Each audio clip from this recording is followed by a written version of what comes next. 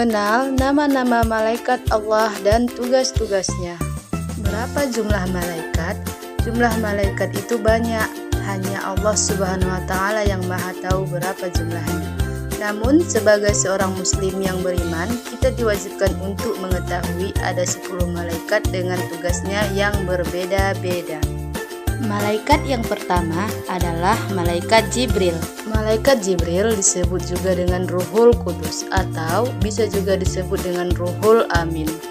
Tugas malaikat Jibril adalah menyampaikan wahyu.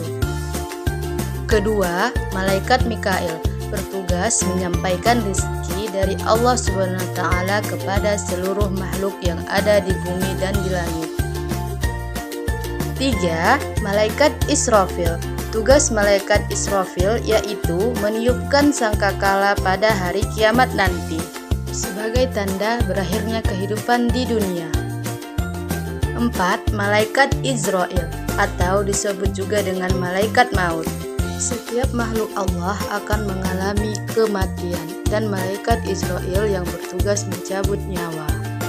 Kelima dan keenam, malaikat Mungkar dan Nakir. Kedua malaikat ini bertugas menanyai manusia di alam kubur. 7. Malaikat Raqib.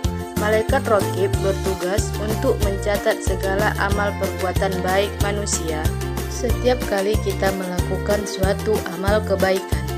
Bahkan kebaikan sekecil apapun akan tetap dicatat oleh malaikat Raqib. 8. Malaikat Atid.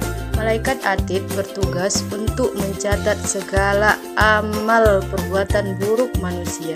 Malaikat tidak pernah lalai untuk mencatatnya dan akan menjadi saksi saat perhitungan amal di hari kiamat kelak. Kesembilan, malaikat Malik. Malaikat Malik bertugas menjaga pintu neraka. Neraka adalah tempat bagi orang-orang yang semasa hidupnya yang selalu berbuat buruk dan tidak beriman kepada Allah Subhanahu wa Ta'ala. Dan yang terakhir, malaikat Ridwan. Malaikat ini diberi tugas oleh Allah untuk menjaga pintu surga dan menyambut kedatangan orang-orang yang beriman untuk memasukinya.